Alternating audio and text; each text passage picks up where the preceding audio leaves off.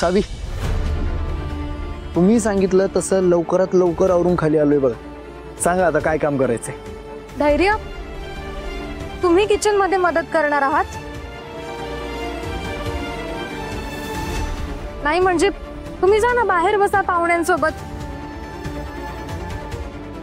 आम्ही करतो इथे सगळं. काही गरज नाही. माझ्या बायकोच्या हाताला लागले, ती इकडे काम करणार आणि मी बाहेर बसून आराम करणार होय? कसं शक्य आहे? सावी, तुम्ही सांगा काय काम करायचंय. धैर्य, आओ नाही, खरंच तुम्ही बाहेर जा आणि पाहुण्यांना अटेंड करा. मी करते इथलं सगळं. सावी,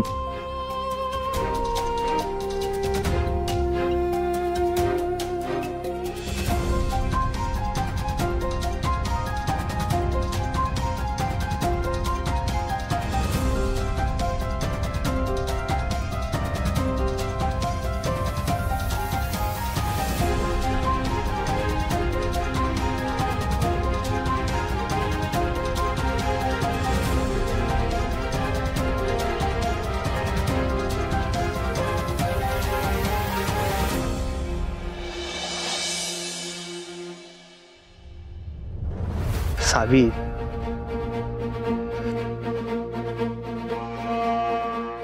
सावी, एवढा कसला विचार करताय? माझ्या बायकोला पण ना अख्ख्या जगाचं टेन्शन असतंय. सांगा कसला विचार करताय? तुम्ही सकाळपासून नेता वैद्यांना बघितलंय का? नाही. का? काय झालं? तेच तर, काहीतरी गडबड आहे. सकाळपासून त्या खालीच आल्या नाहीयेत.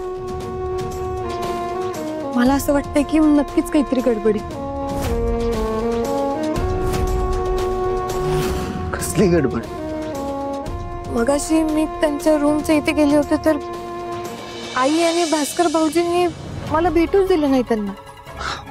सावी, हो, त्यांचा नीट आराम व्हावा म्हणून तुम्हाला भेटू दिलं नसेल. तुम्ही ना उगाच एवढा विचार करताय. आणि अशा अवस्थेत त्रास तर होतोच की. मग करत असतील आराम, त्यात काय एवढं? तसं नाहीये धैर्य. कसं सांगू मी तुम्हाला की मला ना असं खूप विचित्र.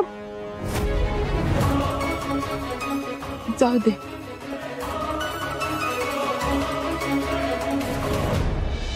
सावी, हो, तुम्ही उगाच एवढा विचार करताय.